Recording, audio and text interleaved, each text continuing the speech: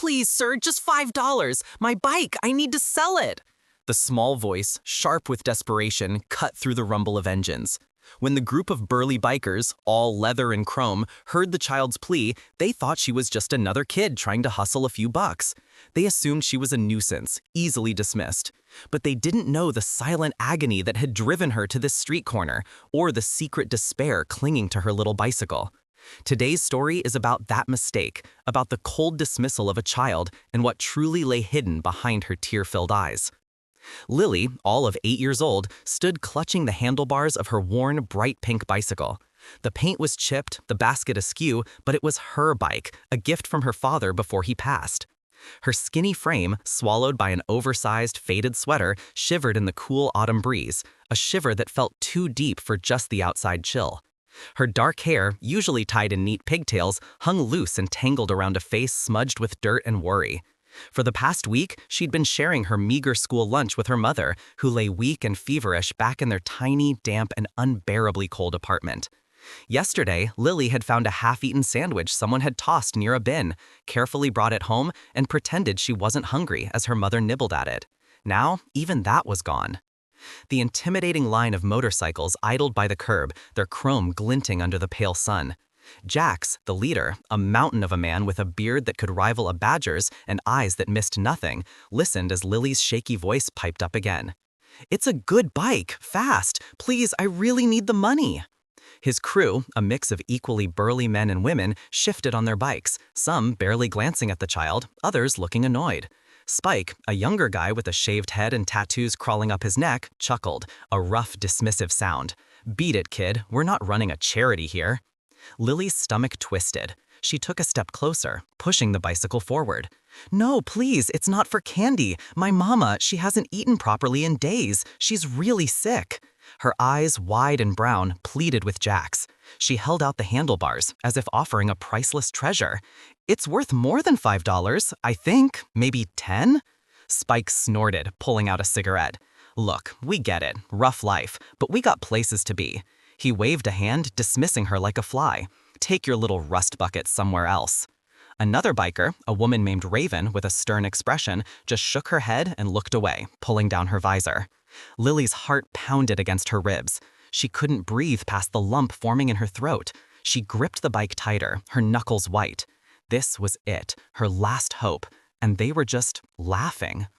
A few passers-by paused, casting quick, judgmental glances at the scene. A woman pushing a stroller hurried past, pulling her child closer. A man in a suit averted his gaze, picking up his pace. No one intervened. No one offered help. Lily's cheeks burned. She felt every stare, every dismissive glance, 100 tiny pinpricks of shame. She felt her chin tremble, her vision blurring, but she refused to let the tears fall. Not here. Not in front of these people. She could hear the faint murmur of the bikers' engines, a low growl that felt like a judgment. She felt small, insignificant, her desperate pleas swallowed by the indifferent city noise. She squeezed her eyes shut for a second, a silent prayer for strength. Then, a sudden, unexpected silence fell. The low hum of the engine seemed to fade into the background. Jax, who had been listening to Lily with a stony expression, slowly took off his helmet. His face, usually set in a hard line, softened almost imperceptibly as his gaze fell on the chipped pink bicycle. He looked from the worn tires to Lily's trembling hands, then back to the bike's small scratched frame. There was a faded sticker on the front basket, a crude drawing of a sunflower. He pointed a thick finger at it. "That's sunflower," he rumbled, his voice surprisingly deep and even. "Lily, is it?" Lily flinched, startled by the sudden question. She nodded, her voice barely a whisper. "Yes, sir." Jax didn't look at his crew. He just stared at the bite, a strange memory playing across his face. "My daughter," he said, his voice a little rougher now. "She loved sunflowers, drew them everywhere." He paused, then looked back at Lily, his eyes searching hers. "You said your mama's sick. What kind of sick?" Lily's lips trembled. She has a bad cough and fever, and she can't get up much. And Mr. Thorne said if we don't pay the rent by tomorrow, we have to go." The words tumbled out, a raw confession. He already turned off the heat. Spike, who had been about to light his cigarette, froze, his hand halfway to his mouth. Raven pulled off her helmet, her expression now etched with concern. Jax's jaw tightened. Mr. Thorne, you say? What's his address? Lily pointed a shaky finger down the street, just past the old bakery, apartment 3B. Jax put his helmet back on, a new resolve in his eyes. He revved his engine, the sound no longer dismissive but purposeful. All right, kid, get on your bike. We're coming with you. The journey to Lily's apartment was short, but for her, it felt like an eternity. The roar of the motorcycles behind her, once intimidating, now felt like a protective shield. When they reached the dilapidated apartment building, its brick facade crumbling, the bikers dismounted, their heavy boots thudding on the cracked pavement. Lily led them up 2 flights of creaking stairs, the air growing colder, smelling faintly of damp and decay. She pushed open the door to apartment 3B, revealing a sparsely furnished room, even colder than outside, illuminated only by the weak light filtering through a grimy window. On a thin, worn mattress in the corner lay Lily's mother, Sarah. Her face was pale, her breathing shallow and ragged. A single, threadbare blanket was pulled up to her chin. A half-empty glass of water sat on the floor beside her. Lily rushed to her side, whispering, "Mama, I brought help." Sarah's eyes fluttered open, wide with alarm at the sight of the imposing bikers filling her tiny room. Jax knelt by her side, his large frame somehow gentle. "Ma'am," he said softly, "my name's Jax. Lily here told us you needed some help." Just then, heavy footsteps sounded in the hallway, growing louder. Suddenly, a loud banging erupted from the door. "Sarah Evans? Rent's due? Where's my money?" A man's voice, oily and sneering, cut through the quiet. "Mr. Thorne." He stood in the doorway, a smarmy grin on his face, holding a clipboard. He stopped dead, his eyes widening as he took in the scene. The frail woman, the small child, and the room full of bikers. His jaw dropped. "What in the blazes is going on here? This is private property. Who are you ruffians?" Jack slowly rose, his massive frame eclipsing Thorne. "We're friends of Sarah and Lily," he stated, his voice low and dangerous. "And you, I take it, are Mr. Thorne?" Thorne puffed out his chest, trying to regain his composure. "That's right, and these people are behind on their rent. 4 months. They're getting evicted tomorrow, and I'm not afraid to call the police on you trespassers." He jabbed a finger towards Jax. "Now get out of my building." 4 months, Jax repeated, his eyes narrowing.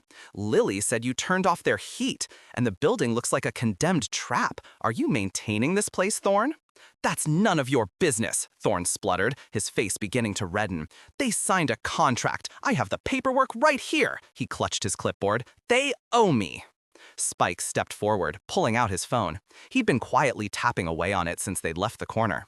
"Funny, Thorne," he said, his eyes scanning the screen. "Your name's been popping up in a few places lately. Neglect cases, illegal evictions, rent gouging. Seems a lot of folks describe a landlord who turns off utilities, then claims rent is due immediately." He scrolled through his phone, showing a photo of a newspaper article to Raven. "Remember Mrs. Henderson from Elm Street? Similar story. She ended up in the hospital, and Thorne got away with her deposit." Thorne's bravado started to crack. His eyes darted nervously between the bikers. That's libel, lies. I'm a reputable businessman." Sarah, her voice weak but clear, spoke up from the mattress. He said the lease was month to month after my husband died, but then he kept changing the amount, and I never signed anything about the heat being separate." She coughed, a painful, rattling sound. "He knew I was sick. He said if I complained, he'd make sure no one would rent to me again." Jax's fists clenched. "You threatened a sick woman? You extorted her?" He took another step towards Thorne. "You knew she was vulnerable, and you preyed on it." Raven, seeing the escalating tension, quietly pulled out her phone and made a quick call. Thorne stammered, his face draining of color. "No, I was just following procedure. She owes me money." He looked desperately around the room, finding no sympathy. Just then, the door creaked open again. A uniformed police officer stood there, having been called by a worried neighbor who saw the unusual gathering. "Everything all right here?" he asked, surveying the scene. Jax turned to the officer. "Officer, this man, Mr. Thorne, has been illegally threatening eviction, turning off utilities, and extorting a sick tenant. We have testimony from Sarah Evans here, and evidence of a pattern of similar behavior from Mr. Thorne." Spike held up his phone, displaying the articles. "We can also get a lawyer involved right now to pursue this." Thorne's jaw dropped, sweat beaded on his forehead. He tried to speak, but only a gurgle came out. His clipboard slipped from his trembling hands, scattering papers across the dusty floor. He looked at the officer, then at Jax's unwavering stare, then at Sarah, who was now being comforted by Raven. His whole body sagged. The color drained from his face, leaving it pasty white. He knew he was caught. The officer, seeing Thorne's panicked reaction and hearing Sarah's weak but consistent story, quickly called for backup and a building inspector. Within minutes, the small apartment was filled with more uniforms and then a man in a hard hat. Mr. Thorne, his face now a mask of defeat and terror, tried one last desperate plea. "This is a misunderstanding. I can explain." But his voice cracked, thin and reedy. No one listened. One by one, the neighbors, emboldened by the presence of the police and the bikers, started to emerge from their own apartments, offering their own stories of Thorne's exploitation, of leaky roofs and broken pipes ignored. He was led away, his protests fading into the general murmur of outrage. Outside, the bikers didn't just leave. Jax pulled out his phone, making calls. Over the next few hours, a doctor was examining Sarah, confirming pneumonia and severe malnutrition. Food was delivered, enough for weeks. Other bikers started bringing in portable heaters, blankets, and even a new comfortable mattress. Lily sat by her mother's side, holding her hand, watching the tough-looking people transform her cold, desolate home into a place of warmth and comfort. A few days later, with her mother slowly recovering in a now warm apartment, Lily found herself outside. Jax and Spike found her old pink bike, somehow fixed its rusty chain, and even shined up the handlebars. They hadn't just bought it, they had given it new life. Lily, her face scrubbed clean, a genuine smile lighting up her eyes, pushed off. The wheels turned smoothly, effortlessly. She pedaled down the street, feeling the wind in her hair, the sunlight warm on her face. Jax watched her go, a quiet, almost imperceptible smile touching his lips beneath his beard. The rumble of his motorcycle, parked by the curb, sounded less like a threat now, and more like a steady, comforting heartbeat. Stories like this remind us that truth always finds its way to the surface, and that kindness can appear in the most unexpected places. If this story touched your heart, please hit the like button and subscribe to our channel for more inspiring tales. What moment in this story surprised you the most, and what do you think should happen to people like Mr. Thorne? Share your thoughts in the comments below. Thank you for listening, and see you in the next story.